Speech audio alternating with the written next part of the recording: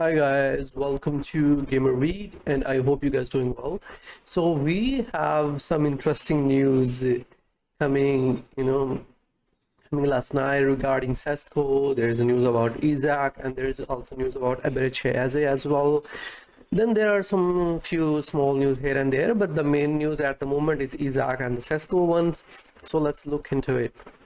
First of all, guys, do like and subscribe because our channel is only going to improve, with your help and support. So please make sure to like and subscribe the video.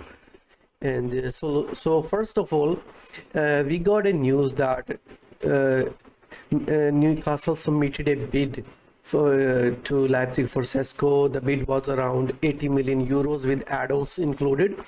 And then there was news that the Sesko is still deciding it. He hasn't decided who he wants to go to, and because Man United and Newcastle, they are the ones who are interested in him at the moment.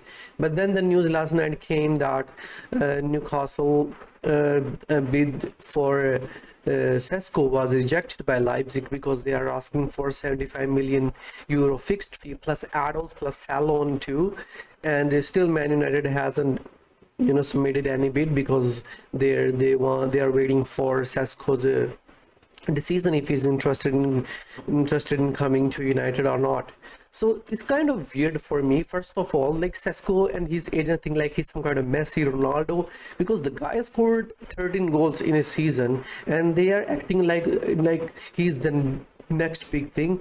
I remember one of the posts from hand of Arsenal that even the Arsenal hierarchy, when they were talking to Sesko's agent, they were acting like he's some kind of Messi here. Here during negotiations, Sesko's agent Elvis had left club insiders jaw dropped with his shenanigans. One insider said he presented Sesko as Messi, while the agent of Gyökeres had reassured Berta he would handle the majority of the negotiation with Varandas. So pretty much, according to me, Leipzig and his agents are screwing him. They are making money for their own benefits and using Sesko, and this idiot doesn't even know that what they are using him for. This guy thinks oh, I'm going to get a bigger package, I'm going to get this. He should have made a move from Leipzig last summer, but the guy was too scared of Havertz. There was a news that when he saw Havertz playing against Chelsea, he got scared. He's like, oh bro, I'm not gonna compete with this beast. And I have to wait at Leipzig 1 more year and still develop. And imagine getting scared from Havertz. Shows the type of mentality and this shows this belief you have in your skills. Apart from how Gyökeres behaved, he's I don't care if you have a Havertz or not. I'm going to be the main striker, and I'll make sure you guys have no option but to put me in a striker position. So this is the type of mentality these two have. But anyhow, let's see what's going to happen, because this story is actually depend on the other story which we are going to talk about, and it's Alexander Isak. So the first news came out was Newcastle rejected an official bid from Liverpool for Isak.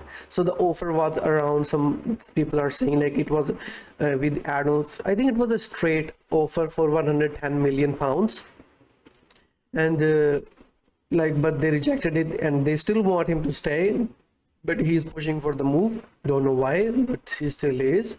And then after that, so Liverpool had a change of heart. They are okay, you guys they rejected our bid, we are not going to bid for Isak anymore. We are not going to wait for him.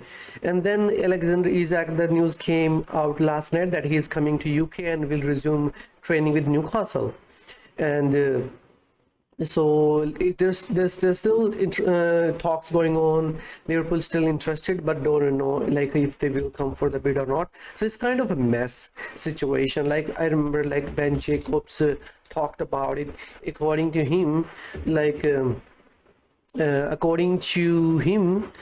situation is kind of weird. He is saying that he's sure that unless Newcastle contact Liverpool and tell them to bid again, they will not bid, which is kind of absurd for me. Why would you want your main striker to leave?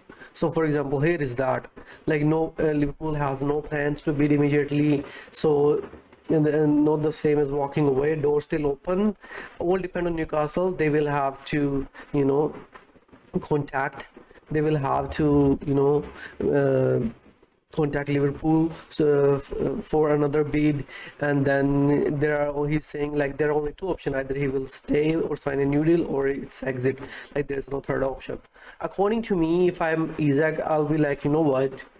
If Liverpool doesn't rate me that high, if they are paying 95 million euros for Ekitike, and they are placing this absurd bid for me, I don't think they are serious for me. They're just using me to bully Liverpool. That's what I would think. And let's see what's going to happen. This is interesting story developing as well, and let's see. I think one thing I'm happy about is in this situation, I'm just happy that Newcastle fans and Newcastle clubs know their place, where they stand. Nobody cares about them. They are just a little club, in their own area, and they think they are one of the biggest in Europe. So it's kind of a humbling experience for these Newcastle fans as well, because they were flying too high. And when you fly too high and when you drop, the fall is harder than you think. So yep, so that's the Newcastle one. And there is another one news about Eberechi Eze. So in Eberechi Eze's situation, so Eberechi Eze's release clause has been expired. It was around 68 million pounds, but Arsenal is not interested in paying the full clause. Like Arsenal is like, we rate him highly, but we don't rate him at that price. We will probably bid less than the release clause. So according to hand of Arsenal, Arsenal and they are engaging in talks, but Arsenal needs to sell first. People are kind of crazy. They're like, why do we have the money? Why do we need to sell first?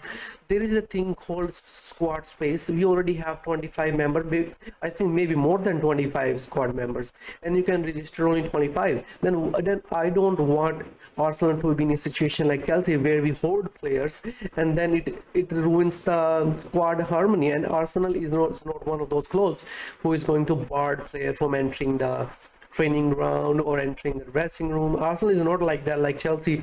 Like they barred Sterling, they barred, I think there's one or two players they also barred from training as well. Arsenal is never going to do that. So they will have to make space for somebody to sign it. Then they will do it. But anyhow, let's see. I hope like that Trossard and Martinelli, one of them goes, and then we have Zinchenko, Vieira, then there is Nelson. So we have players who can leave, and let's see, it happens faster than usually it happens, like at the end of the window. And he's saying like personal terms, of course, not an issue. He really wants to come to Arsenal, and Palace want Arsenal to pay 30 million pound, which is a high fee. If you look at the deals, usually it's 15 to 20 million pounds if you are buying a player for a higher fee. But let's see if Arsenal can negotiate for a lower fee. So that's the situation with these three players at the moment. There are other news, like West Ham signed Callum Wilson as a free agent. Like he left Newcastle and he went to West Ham, so there's nothing much going on at the moment there. And Chelsea is also interested in buying Javi Simons.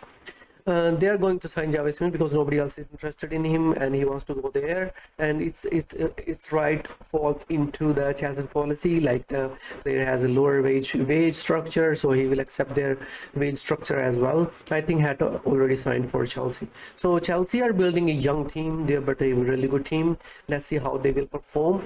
But this Isak and Sesko situation, because if, for example, Man United get Sesko, Newcastle doesn't have any replacement, and they are not going to let Isak go without signing any replacement. And some people are saying Visa, like you are not replacing Isak with the Visa. Let's be honest with that. Isak is a totally different player than Visa, and they are in Champions League, and Wilson already left. So they if Isak leaves and they don't sign anybody, they don't have any striker.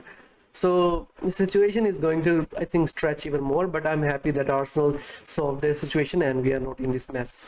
So that's it for guys today. I hope you like and subscribe, and I hope to see you guys soon tomorrow. Bye.